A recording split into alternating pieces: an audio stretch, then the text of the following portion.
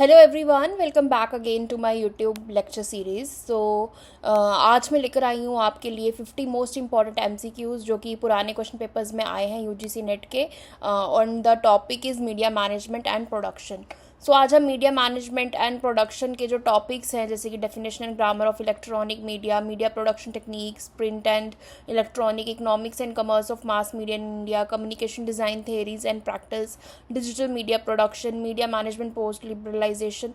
इन topics के ऊपर जितने भी इंपॉर्टेंट एमसीक्यूज़ हैं वो आज हम पढ़ेंगे। चलिए स्टार्ट करते हैं। Let's begin with the first question. So the first question is, who defined media management as the art and science of managing media organization toward achieving their goals? Okay, so the answer is Robert G. Pickard.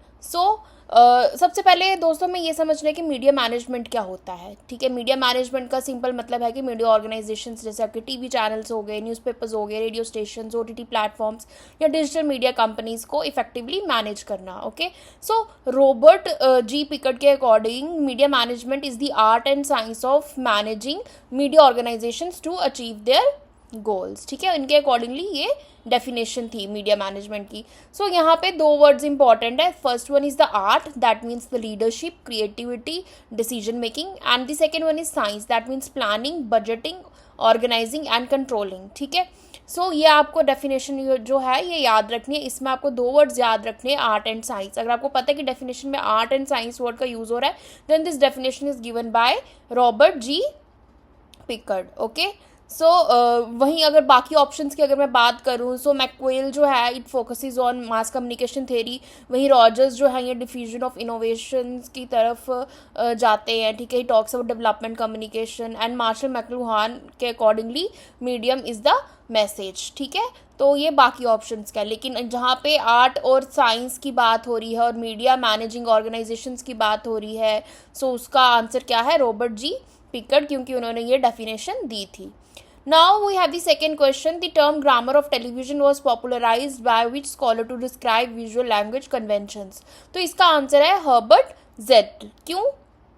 क्योंकि जैसे English language की grammar होती है, वैसे ही television की भी grammar होती है। टीवी ग्रामर में क्या क्या इंक्लूड होता है? आपके camera angles, shots, lightning, then lighting, then editing, colours, composition. Herbert Zettl जो थे इन्होंने एक्सप्लेन किया था कि टीवी भी एक लैंग्वेज है और उसकी अपनी विजुअल ग्रामर होती है। ठीक है, जैसे क्लोजअप शॉट आपके जो है ये इमोशंस को दिखाते हैं, लॉन्ग शॉट आपके इन्वायरमेंट को दिखाते हैं। ये सब क्या है? ये चीज़ें जो है ये टीवी का ग्रामर है।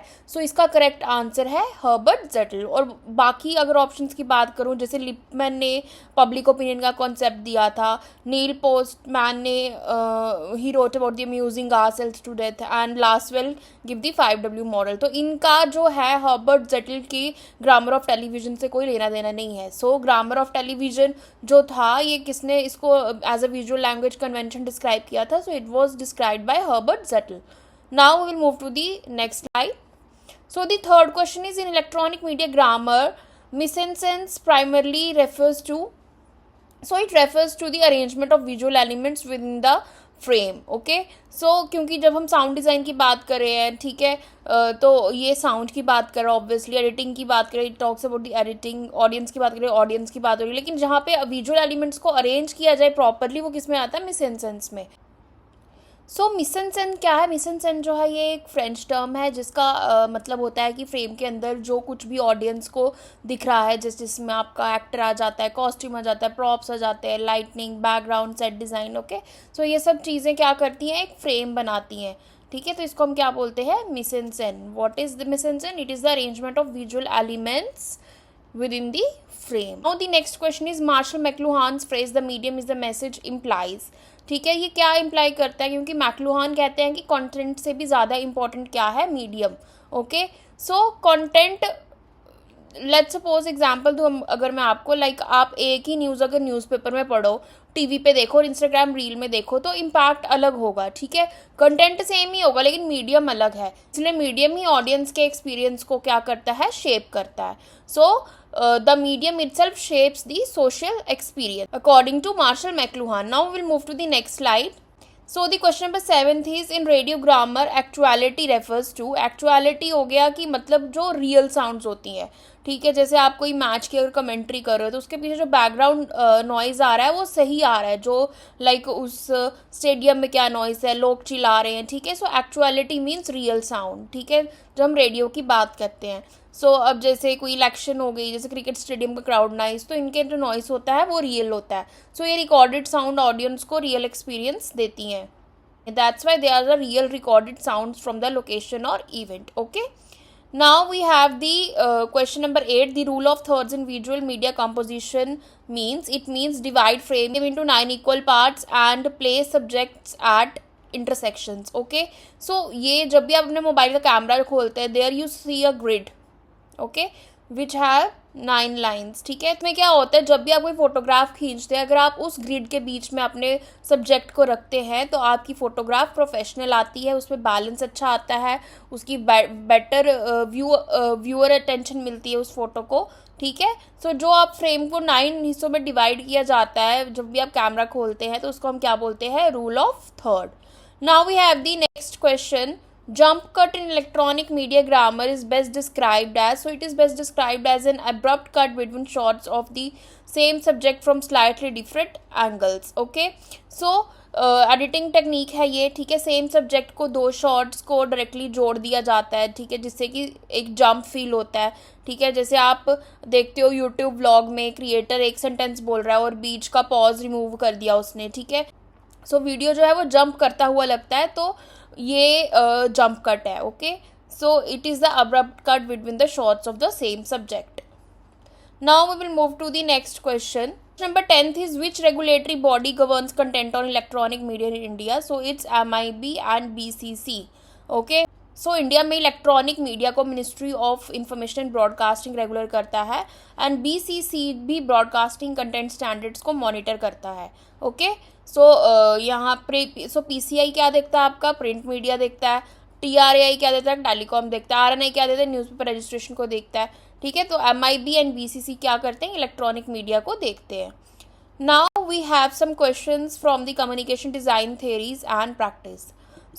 So the question number 11th is Shannon and Weaver's communication model 1949 introduced the concept of noise in communication channel. ये हमने ऑलरेडी बहुत सी थेरीज में पढ़ लिया हुआ है, ठीक है. तो मुझे नहीं लगता कि मेरे को इसको इतना एक्सप्लेन करने की ज़रूरत है. एज यू नो कि शैनन एंड वीवर के मॉडल के अकॉर्डिंग जो कम्युनिकेशन प्रोसेस है उसमें क्या क्या चीज़ें होती हैं, लाइक उसमें सेंडर, मैसेज, चैनल, रिसीवर होता है, बट सबसे इंपॉर्टेंट कंसेप्ट उसमें किसका होता है, नॉइज़ का. Noise means communication में disturbance. Okay, now we have the 12th question. The encoding decoding model of communication was proposed by, so it was proposed by Stuart Hall. ठीक है, ये स्टुअर्ट हॉल की फेमस थेरी है. Encoding का मतलब हो गया मैसेज को क्रिएट करती है जो, एंड डिकोडिंग हो गया ऑडियंस अपने हिसाब से मीनिंग निकालता है उस मैसेज का. सो जैसे कि एक पॉलिटिकल स्पीच को अलग अलग लोग जो है अलग तरीके से इंटरप्रेट करते हैं, ठीक है, इंटरप्रेट करते हैं. सो इसका आंसर क्या है, Stuart Hall. Now we have the question number 13th. Gestalt principles in communication design include all except, ठीक. हमने जैसे लास्ट वीडियो में ये प्रिंसिपल्स पढ़े थे, उसमें प्रॉक्सिमिटी के बारे में हमने पढ़ा, कंटिन्यूटी के बारे में पढ़ा, सिमिलैरिटी के बारे में पढ़ा, सिर्फ प्राइमेसी के बारे में नहीं पढ़ा, ठीक है. सो प्राइमेसी जो है it is not a gestalt principle in communication design. So इसका करेक्ट आंसर क्या है, primacy. Now question number 14 is agenda setting theory in media was primarily developed by, so it was developed by McCombs and Shaw. Okay, क्योंकि media हमें क्या सोचना है नहीं बताती है, मीडिया हमें किस इशू के बारे में सोचना है ये बताती है, ठीक है. जैसे मैं आपको अगर एग्जांपल दूँ, लाइक अगर मीडिया रोज़ इन्फ्लेशन कवर करेगी तो पब्लिक इन्फ्लेशन को इम्पॉर्टेंट इशू समझेगी, करेक्ट. सो इसका करेक्ट आंसर क्या है, McCombs and Shaw. Now we will move to the next slide. Question number 15th is typography in communication design is primarily concerned with, so it is concerned with the arrangement and visual style of text and typefaces. Okay, so typography क्या है, fonts और text arrangement की study है. इसमें क्या क्या आपके include हो जाते हैं, font size, font style, alignment, spacing, ठीक है. अगर मैं एग्जाम्पल बताऊँ, जैसे कि न्यूज़पेपर हेडलाइन और बॉडी टेक्स्ट हमेशा अलग अलग टाइपोग्राफी यूज़ करते हैं. सो इसका करेक्ट आंसर है arrangement and visual style of the text. Okay, now we have the question number 16, that is that that is the uses and gratifications theory argues that the audiences are active users selecting media to satisfy needs. ठीक है, क्योंकि audience जो है वो active होती है, audience media choose करती है अपनी नीड्स के अकॉर्डिंग. जैसे कि अगर मैं दूं कि न्यूज़ जो है इन्फॉर्मेशन दे रहा है उनको, इंस्टाग्राम एंटरटेनमेंट दे रहा है, यूट्यूब जो है लर्निंग दे रहा है. सो एक्टिव यूजर्स जो होते हैं ये मीडिया को सिलेक्ट करते हैं अपनी नीड्स को सेटिस्फाई करने के लिए और कंटेंट कंज्यूम करने के लिए जिस तरह का वो चाहते हैं. Now we will move to the next slide. So the question number 17 is in design theory, white space, negative space it basically refers to the empty space used deliberately to improve readability and visual balance. Okay, क्योंकि जो भी आपको white space दिखती है, जैसे ये PPT है, इसमें जो खाली स्पेस है वो कौन सी है, वो नेगेटिव स्पेस है. ओके, सो वाइट स्पेस का मतलब ये नहीं है कि जगह खाली है, ये वेस्ट स्पेस नहीं होती है, डिज़ाइन को क्लीन और रीडेबल बनाती है. ठीक है, क्योंकि अगर यहीं पे मैंने बहुत ज़्यादा टेक्स्ट लगा दिया होता है तो बहुत आपको मज़ा नहीं आता पढ़ने का. सो नेगेटिव स्पेस जो है उसको नीट बनाता है, अच्छा बनाता है चीज़ को. ठीक है, सो एम्प्टी स्पेस जो होती है डेलिब्रेटली जो है ये यूज़ की जाती है, जिसको हम नेगेटिव स्पेस भी बोलते हैं. Now we have the next question number 18. George Gerbner's cultivation theory proposes that heavy TV viewing leads to distorted perceptions of reality matching TV content. Okay, so जब आप हैवी टीवी, नाउ जॉर्ज गर्बनर का क्या कहना था कि heavy TV viewing reality perception को affect करती है. ठीक है, अब जैसे मैं आपको एग्जांपल दूं, जैसे कि क्राइम शोज ज़्यादा देखने वाले लोग दुनिया को ज़्यादा डेंजरस समझने लगते हैं. ठीक है, सो इसको मीन वर्ल्ड सिंड्रोम कहते हैं. ओके, सो इसका करेक्ट आंसर क्या है कि distorted perceptions of reality matching TV content. Okay, now we will move to the next slide. The Osgood-Schramm model emphasized which feature absent in their linear models. Okay. सो पहले क्या होता था, पहले जो कम्युनिकेशन मॉडल्स थे ये लीनियर होते थे. ठीक है, जैसे सेंडर टू रिसीवर. लेकिन ऑसगुड-श्रैम ने कहा कि कम्युनिकेशन हमेशा 2 वे प्रोसेस होता है. सो यहाँ फीडबैक भी उतना ही इंपॉर्टेंट होता है. सो जैसे कि let's suppose any of the teacher is teaching and student is replying her or him back, so teacher will give the response. Okay, so ये एक कंटिन्यूस साइकिल है. ठीक है, तो इसलिए इस मॉडल को सर्कुलर मॉडल भी कहते हैं. ओके, सो इसमें क्या क्या पॉइंट्स इंपॉर्टेंट होते हैं. Feedback, it's a 2 way communication circular process. So feedback and circular nature of communication is the correct answer. Now we have the question 20th. Framing theory in media studies suggest that, so it suggests that media selects and emphasizes certain aspects of reality to define issues. Okay, so framing का मतलब है media किसी issue को किस angle से present कर रहा है. ओके, सो अब जैसे लेट्स सपोज एक प्रोटेस्ट को मीडिया स्टूडेंट डिमांडिंग जस्टिस भी बोल सकती है. ठीक है, या स्टूडेंट्स क्रिएटिंग डिस्टर्बेंस भी बोल सकती है. इवेंट सेम है लेकिन प्रेजेंटेशन अलग है. सो इसी प्रेजेंटेशन एंगल को फ्रेम कहते हैं. Okay, so you need to remember the agenda setting, like क्या सोचना है, किस तरह से प्रेजेंट करना है, फ्रेम कैसे करना है, नरेटिव कैसे सेट करना है. ठीक है, कैसे सोचना है. सो इसका करेक्ट आंसर फिर क्या है, media selects and emphasises certain aspects of reality to define issues. अब हम इस टॉपिक पे कुछ एमसीक्यूज पढ़ेंगे. Now we will move to the next slide. Now the question number 21st is in print media production DTP stands for, so DTP stands for desktop publishing. ठीक है, क्योंकि computer software की help से newspaper, magazines, books, designs ये सब होते हैं. Then we have the editing software Adobe, InDesign, PageMaker, क्वाक एक्सप्रेस. तो ये किस पे चलते हैं, डेस्कटॉप्स एंड लैपटॉप्स पे. Okay, so print media production में DTP किसको बोलते हैं, डेस्कटॉप पब्लिशिंग को. Now the question number 22 is coal type composition in print production refers to the photo type setting and computer based composition. Okay, so पुराने time में hot metal typesetting होता था, उसके बाद आया कोल टाइप. ठीक है, कोल टाइप में कंप्यूटर और फोटो टाइप सेटिंग यूज होता है. ठीक है, इसके बेनिफिट्स क्या होते हैं, it is fast, it is cheap, it is of better quality. So the correct answer is photo typesetting and computer based composition. Now we will move to the next slide. So question number 23 is in television production, ENG stands for, so ENG stands for electronic news gathering. It is one of the basic question. Okay, so question number 24 is the term WYSIWYG is most relevant to which media production area. ठीक है, सो क्योंकि यहाँ पे option A, C और D जो है ये irrelevant है, सो इसका फुल फॉर्म है, इसका मतलब है what you see is what you get. It refers to the layout, software, display and it is related to print or DTP layout design. Now we will move to the next slide. So the question number 25 is offset printing works on the principle of. So it works on the principle of oil and water immiscibility transferring ink via rollers. Okay. As you have seen printing press में most of the time क्या होता है, offset printing जो है use होती है, ये oil and water immiscible transferring ink होती है via rollers. Okay. So now we have the question number 26. In electronic media production, B-roll refers to supplementary footage edited over narration. Okay. So B-roll supplementary footage होती है, आप किसी principal का जैसे interview ले रहे हो या किसी का इंटरव्यू ले रहे हो तो आप उसमें बीच में स्कूल बिल्डिंग दिखाओगे, बच्चों को पढ़ता हुआ दिखाओगे, कैंपस के शॉट्स दिखाओगे.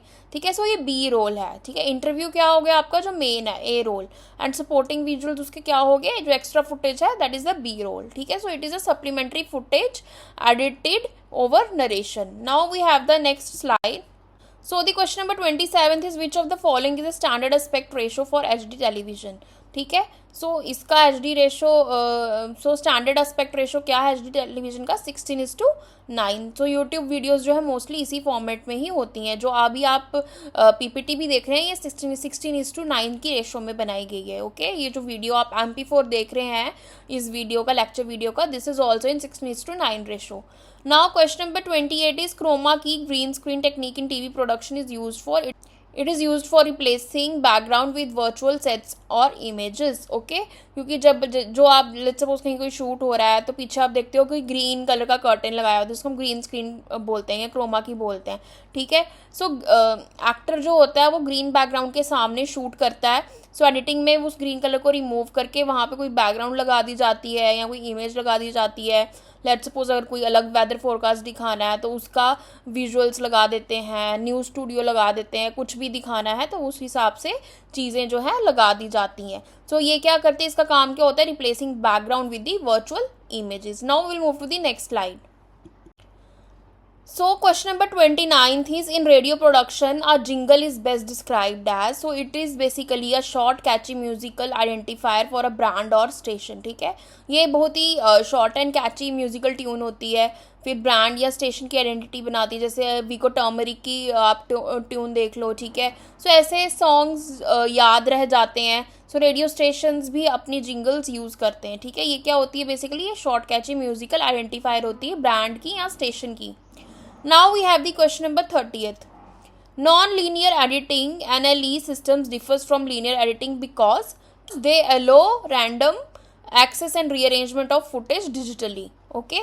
सो अब जैसे कि आप मॉडर्न डिजिटल एडिटिंग सिस्टम्स देखते हैं, जैसे आपके final cut pro, da Vinci resolve है, एडोब प्रीमियर प्रो, तो इसके एडवांटेजेस भी होते हैं कि आप किसी भी क्लिप को एडिट कर सकते हो, फास्ट एडिटिंग है, अनडू ऑप्शन है, मल्टीपल ट्रैक्स हैं. बट लीनियर एडिटिंग में सीक्वेंस जो है वो आपको फॉलो करना पड़ता है.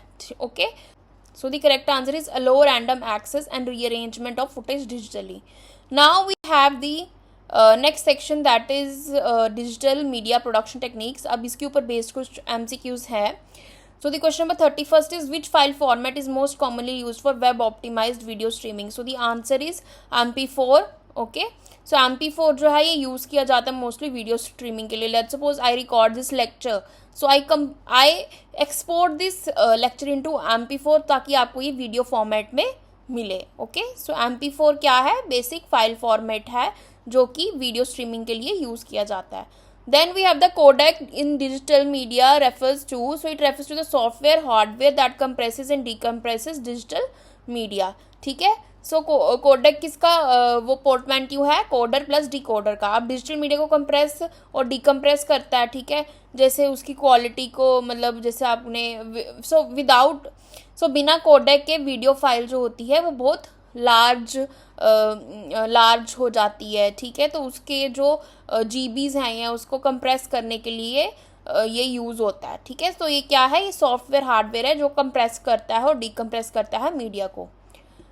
Now the question number 33 is in digital audio production the standard sampling rate for CD quality audio is. So the correct answer is 44,100 Hz. Okay. So standard sampling rate ये है 44,100 Hz, मतलब एक second में 44,100 sample record होते हैं. So higher sampling rate is equal to better sound quality. Okay.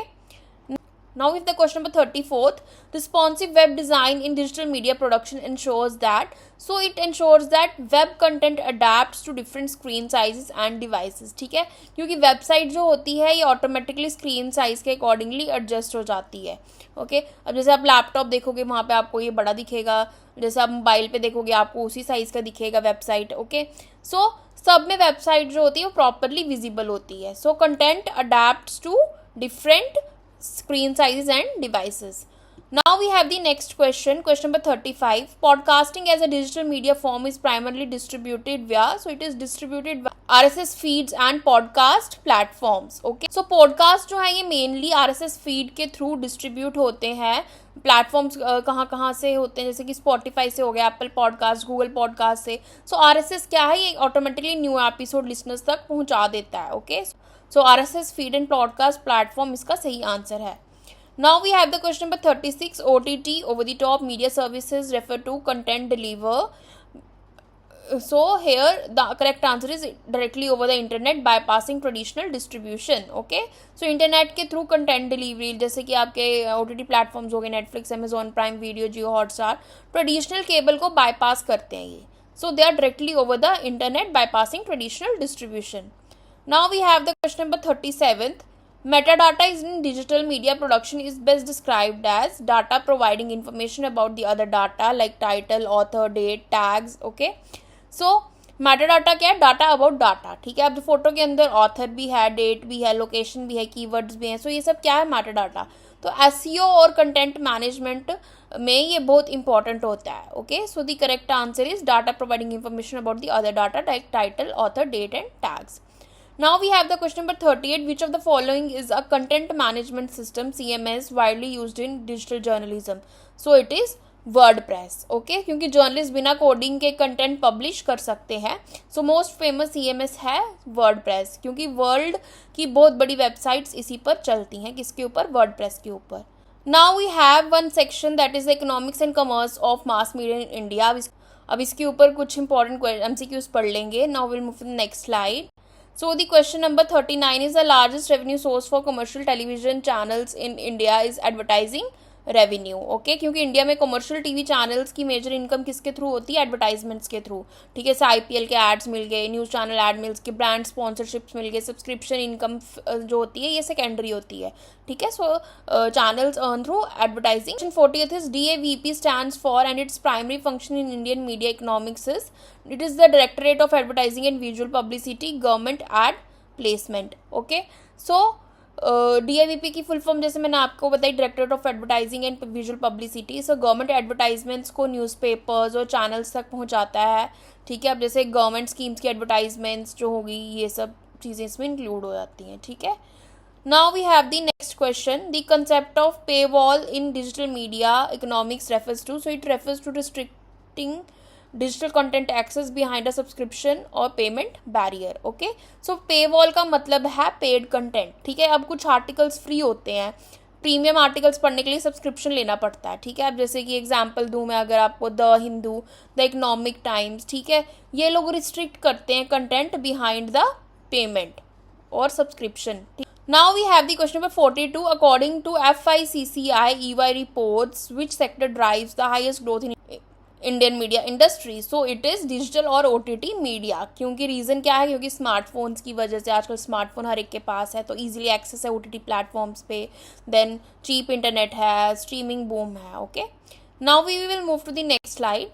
Question number 43 is conglomeration in Indian media refers to, it refers to the merger and acquisition of multiple media properties under one corporate entity. ठीक है, सो जब एक company multiple media businesses own करती है, जैसे कि आप मैं एग्जांपल दूँ, रिलायंस इंडस्ट्रीज जो है नेटवर्क 18 एंड बहुत सारे मीडिया सेट्स जो है ये ओन करती है. ठीक है, इसका बेनिफिट क्या हो गया, मार्केट पे कंट्रोल, बहुत बड़ी मार्केट पे कंट्रोल, रिसोर्स शेयरिंग हो गया. ठीक है, अब रिस्क क्या क्या रहता है कि मीडिया कंसंट्रेशन हो जाता है.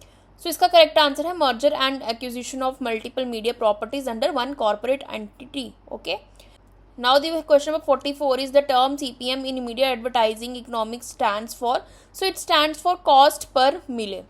So cost per 1000 impressions. Okay, सो मिले मीन्स 1000, एडवर्टाइजर 1000 इम्प्रेशंस के लिए कितना पे करेगा. ओके, सो डिजिटल एडवर्टाइजिंग का इम्पॉर्टेंट मेट्रिक ये है. ओके, कॉस्ट पर मिले, that is cost per 1000 impressions. Okay, now will move to the next section, that is media management post liberalisation. So इसके ऊपर बेस्ड कुछ इंपॉर्टेंट MCQs हैं. Now the question number 45 is India's media liberalization began in earnest in which decade? So it started in 1990s जब हमारा liberalization, privatization, globalization आया था 1991. Economic reforms के बाद आपके प्राइवेट चैनल्स आए, फॉरेन इन्वेस्टमेंट आया, कंपटीशन बढ़ा. Okay, so the correct answer is 1990s. Now question number 46 is the establishment of private FM radio in India was permitted under which policy? It was permitted under FM phase 2 2005. ठीक है, क्योंकि large scale private FM radio expansion हुआ था. FM phase 2 2005 में आया था. इसी phase में रेडियो मिर्ची, रेड FM जैसे स्टेशन जो थे ये एक्सपैंड हुए थे. Now we have the question number 47. Telecom Regulatory Authority of India's role in post-liberalization Indian media is primarily to regulate telecommunications and broadcasting services because it was established in 1997. तो इसके function थे telecom regulation, broadcasting regulation, tariff recommendations, consumer protection. ठीक है, सो ये regulate करता था telecom and broadcasting services को. Now we have the question number 48. Cross media ownership restrictions in India aim to. So they aim to avoid excessive media concentration across platforms by single entitles. ठीक है, सो एक company में एक company TV, newspaper और radio सब own करे तो monopoly create हो सकती है. इसलिए रिस्ट्रिक्शंस लगाई जाती थी, जैसे कि डाइवर्सिटी क्रिएट की जाती थी, प्लूरलिटी क्रिएट की जा सकती थी, हेल्दी डेमोक्रेसी क्रिएट करती थी. सो इसीलिए अवॉइड किया जाता था excessive media concentration across platform by single entities. Now we will move to the next slide. Now the question number 49 is which of the following best describes convergence in post-liberalization media management? So integration of previously separate media technologies and platforms. Okay. So convergence का meaning होता है जब different media technologies जो हैं मर्ज होते हैं. ठीक है, एग्जाम्पल जैसे स्मार्टफोन में आप टीवी भी देख रहे हो, रेडियो भी देख रहे हो, न्यूज़पेपर भी पढ़ रहे हो, OTT भी देख रहे हो, सोशल मीडिया भी, तो ये सब एक ही डिवाइस में अवेलेबल है. And what is this? This is convergence. Okay, so integration of previously separate media technologies and platforms. ठीक है, now we have the question 50th and the last question. The NDTV acquisition by Adani Group 2022 is cited as an example of which trend in Indian media? So the correct answer is corporate conglomeration and consolidation of media. Okay, so जब बड़ी companies media organisation से acquire करती हैं, सो उस process को consolidation या कॉन्ग्लोमरेशन कहते हैं. ठीक है, जिसकी वजह से क्या होता है कि बड़ी ओनरशिप, कॉर्पोरेट ओनरशिप बनती है, बिगर मार्केट पावर होती है, ग्रेट कंट्रोल होता है मीडिया सेट्स पे.